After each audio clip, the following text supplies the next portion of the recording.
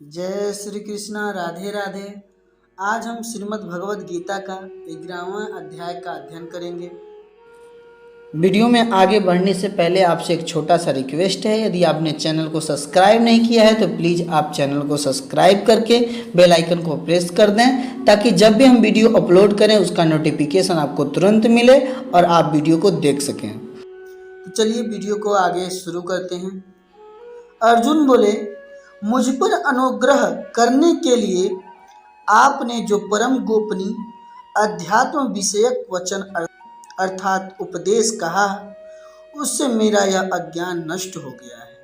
क्योंकि हे कमल नेत्र, मैंने आपसे भूतों की उत्पत्ति और प्रलय विस्तार पूर्वक सुने हैं तथा आपकी अविनाशी महिमा भी सुनी है। हे परमेश्वर, आप अपने को जैसा कहते हैं यह ठीक ऐसा ही है, परंतु हे पुरुषोत्तम, आपके ज्ञान, ऐश्वर्य, शक्ति, बल, वीर और तेज से युक्त ऐश्वर्य रूप को मैं प्रत्यक्ष देखना चाहता हूँ। हे प्रभु, यदि मेरे द्वारा आपका वह रूप देखा जाना शक्य है, ऐसा आप मानते हैं, तो हे योगेश्वर, उस अविनाशी स्वरूप का मुझे दर्शन कराइए। श्री भगवान बोले, हे पार्थ, अब तू मेरे सैकड़ों हजारों नाना प्रकार के और नाना वर्ण तथा नाना आकृति वाले अलौकिक रूप को देख। हे भरतवंशी अर्जुन, तू मुझ में आदित्य को अर्थात अदिति के 12 पुत्रों को, 8 वसुओं को, 11 रुद्रों को, दोनों अश्विनी कुमारों को और 49 मरुद गणों को देख तथा और भी बहुत से पहले न देखे हुए आश्चर्यमय रूपों को देख। हे अर्जुन, अब इस मेरे शरीर में एक जगह स्थित चराचर सहित संपूर्ण जगत को देख तथा और भी जो कुछ देखना चाहते हो सो देख, परंतु मुझको तो इन अपने प्राकृत नेत्रों द्वारा देखने में निसंदेह समर्थ नहीं है। इसी से मैं तुझे दिव्य अर्थात अलौकिक चक्षु देता हूँ। इससे तू मेरी ईश्वरीय योग शक्ति को देख। संजय बोले, हे राजन, महायोगेश्वर और सब पापों के नाश करने वाले भगवान ने इस प्रकार कहकर उसके पश्चात अर्जुन को परम ऐश्वर्य युक्त दिव्य स्वरूप दिखलाया। अनेक मुख और नेत्रों से युक्त, अनेक अद्भुत दर्शन वाले, बहुत से दिव्य भूषणों से युक्त और बहुत से दिव्य शास्त्रों को हाथों में उठाए हुए, दिव्य माला और वस्त्रों को धारण किए हुए और दिव्य गंध का सारे शरीर में लेप किए हुए, सब प्रकार के आश्चर्यों से युक्त, सीमा रहित और सब और मुख किए हुए विराट स्वरूप परम देव परमेश्वर को अर्जुन ने देखा। आकाश में 1000 सूर्यों को एक साथ उदय होने से उत्पन्न जो प्रकाश हो, वह भी उस विश्व स्वरूप परमात्मा के प्रकाश के सदृश कदाचित ही हो। पांडुपुत्र अर्जुन ने उस समय अनेक प्रकार से विभक्त अर्थात पृथक पृथक संपूर्ण जगत को देवों के देव श्री कृष्ण भगवान के उस शरीर में एक जगह स्थित देखा। उसके अनंतर वे आश्चर्य से चकित और पुलकित शरीर अर्जुन प्रकाश में विश्व रूप परमात्मा को श्रद्धा भक्ति सहित सिर से प्रणाम करके हाथ जोड़कर बोले। अर्जुन बोले, हे देव, मैं आपके शरीर में संपूर्ण देवों को तथा अनेक भूतों के समुदाय को, कमल के आसन पर विराजित ब्रह्मा को, महादेव को और संपूर्ण ऋषियों को तथा दिव्य सर्पों को देखता हूँ। हे संपूर्ण विश्व के स्वामी, आपको अनेक भुजा, पेट, मुख और नेत्रों से युक्त हैं तथा सब ओर से अनंत रूप वाला देखता हूँ।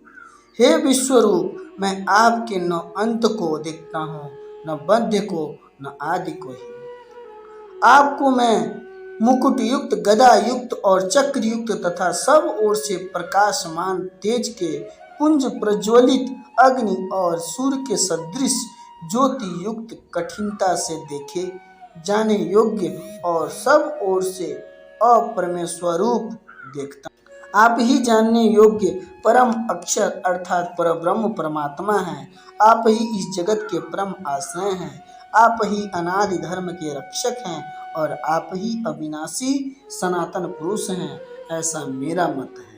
आपको आदि अंत और मध्य से रहित, अनंत सामर्थ्य से युक्त, अनंत भुजा वाले, चंद्र सूर्य रूप नेत्रों वाले, प्रज्वलित अग्नि रूप मुख वाले और अपने तेज से इस जगत को संतप्त करते हुए दिखता हूँ। हे महात्मन, यह स्वर्ग और पृथ्वी के बीच का संपूर्ण आकाश तथा सब दिशाएं एक आप से ही परिपूर्ण है तथा आपके इस अलौकिक और भयंकर रूप को देखकर तीनों लोक अति व्यथा को प्राप्त हो रहे हैं।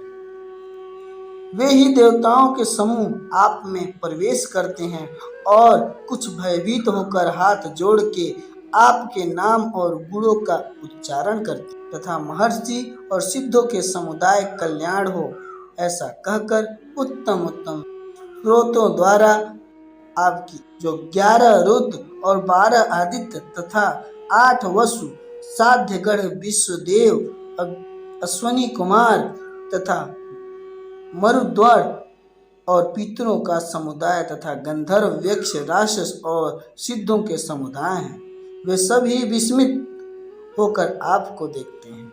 हे महाबाहो, आपके बहुत मुख और नेत्रों वाले, बहुत हाथ, जंगा और पैरों वाले, बहुत उदरों वाले और बहुत सी दाढ़ों वाले अत्यंत विकराल महान रूप को देखकर सब लोग व्याकुल हो रहे हैं तथा मैं भी व्याकुल हो रहा हूँ, क्योंकि हे विष्णु, आकाश को स्पर्श करने वाले, देदीप्यमान अनेक वर्णों से युक्त तथा फैलाए हुए मुख और प्रकाशमान विशाल नेत्रों से युक्त आपको देखकर भयभीत अंतःकरण वाला मैं धीरज और शांति नहीं पाता। दाढ़ों के कारण विकराल और प्रलय काल की अग्नि के समान प्रज्वलित आपके मुखों को देखकर मैं दिशाओं को नहीं जानता हूँ और सुख भी नहीं पाता हूँ। इसलिए हे देवेश, हे जगन निवास, आप प्रसन्न हो। वे सभी धृतराष्ट्र के पुत्र राजाओं के समुदाय सहित आप में प्रवेश कर रहे हैं और भीष्म पितामह, द्रोणाचार्य तथा वह कर्ण और हमारे पक्ष के भी प्रधान योद्धाओं के सहित सब के सब आपके दाढ़ों के कारण विकराल रूप भयानक मुख में बड़े वेग से दौड़ते हुए प्रवेश कर रहे हैं और कई एक चूड़ हुए सिरों सहित आपके दांतों के बीच लगे हुए दिख रहे हैं। जैसे नदियों बहुत से जल के प्रवाह स्वाभाविक ही समुद्र के ही सम्मुख दौड़ते हैं अर्थात समुद्र में प्रवेश करते हैं, वैसे ही वे नरक लोक के वीर भी आपके प्रज्वलित मुख में प्रवेश कर रहे हैं। जैसे पतंग महोवश नष्ट होने के लिए प्रज्वलित अग्नि में अति वेग से दौड़ते हुए प्रवेश करते हैं, वैसे ही ये सब लोग भी अपने नाश के लिए आपके मुख में अति वेग से दौड़ते हुए प्रवेश कर रहे हैं। आप उन संपूर्ण लोकों को प्रज्वलित मुखों द्वारा ग्रास करते हुए सब ओर से बार बार चाट रहे हैं।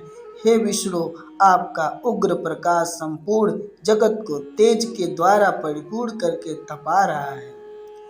मुझे बतलाइए कि आप उग्र रूप वाले कौन हैं। हे देवों में श्रेष्ठ, आपको नमस्कार हो, आप प्रसन्न होइए। आदि पुरुष, आपको मैं विशेष रूप से जानना चाहता हूँ, क्योंकि मैं आपकी प्रवृत्ति को नहीं जानता। श्री भगवान बोले, मैं लोकों का नाश करने वाला बड़ा हुआ महाकाल हूँ। इस समय इस लोकों को नष्ट करने के लिए प्रवृत्त हुआ हूँ। इसलिए जो प्रतिपक्षियों की सेना में स्थित योद्धा लोग हैं, वे सब तेरे बिना भी नहीं रहेंगे, अर्थात तेरे युद्ध न करने पर भी इन सब का नाश हो जाएगा। अतएव तू उठ, यश प्राप्त कर और शत्रुओं को जीत कर धन धान से संपन्न राज्य को भोग। ये सब सूरवीर पहले से ही मेरे द्वारा मारे हुए हैं। हे सव्यसाचिन, तू तो केवल निमित्त मात्र बन जा। द्रोणाचार्य और भीष्म पितामह तथा जयद्रथ और कर्ण तथा और भी बहुत से मेरे द्वारा मारे हुए सूरवीर योद्धाओं को तू मार, भय मत कर निसंदेह, तू युद्ध में बैरियों को जीतेगा, इसलिए युद्ध कर। संजय बोले। केशव भगवान के इस वचन को सुनकर मुकुटधारी अर्जुन हाथ जोड़कर कांपता हुआ नमस्कार करके फिर भी अत्यंत भयभीत होकर प्रणाम करके भगवान श्री कृष्ण के प्रति गदगद वाणी से बोले, हे अंतर्यामी, यह योग्य ही है कि आपके नाम गुण और प्रभाव के कीर्तन से जगत अति हर्षित हो रहा है और अनुराग को भी प्राप्त हो रहा है तथा भयभीत राक्षस लोग दिशाओं में भाग रहे हैं और सब सिद्ध गणों के समुदाय नमस्कार कर रहे हैं। हे महात्मन, ब्रह्मा के भी आदिकर्ता और सबसे बड़े आपके लिए वे कैसे नमस्कार न करें, क्योंकि हे अनंत, हे देवेश, हे जगन्निवास, जो सत असत और उनसे परे अक्षर अर्थात सच्चिदानंद ब्रह्म है वह आप ही हैं। आप आदिदेव और सनातन पुरुष हैं। आप इस जगत के परम आश्रय और जानने वाले तथा जानने योग्य और परम धाम हैं। हे अनंत रूप, आपसे यह सब जगत व्याप्त अर्थात परिपूर्ण है। आप आदिदेव और सनातन पुरुष हैं। आप इस जगत के परम आश्रय और जानने वाले तथा जानने योग्य और परम धाम हैं। हे अनंत रूप, आपसे यह सब जगत व्याप्त अर्थात परिपूर्ण है। आप वायु, यमराज, अग्नि, वरुण, चंद्रमा, प्रजा के स्वामी ब्रह्मा और ब्रह्मा के भी पिता हैं। आपके लिए हजारों बार नमस्कार नमस्कार हो। आपके लिए फिर भी बार बार नमस्कार नमस्कार। हे अनंत सामर्थ्य वाले, आपके लिए आगे से और पीछे से भी नमस्कार। हे सर्वात्मन, आपके लिए सब ओर से ही नमस्कार, क्योंकि अनंत प्रकाश, अनंत पराक्रमशाली आप समस्त संसार को व्याप्त किए हुए हैं। इससे आप ही स्वरूप हैं।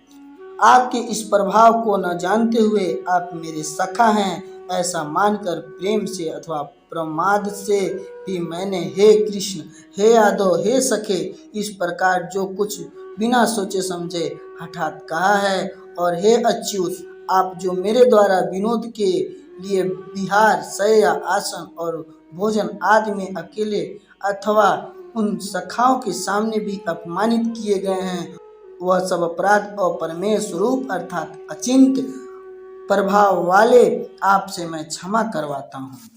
आप इस चराचर जगत के पिता और सबसे बड़े गुरु एवं अति पूजनीय हैं। हे अनुपम प्रभाव वाले, तीनों लोकों में आपके समान भी दूसरा कोई नहीं है।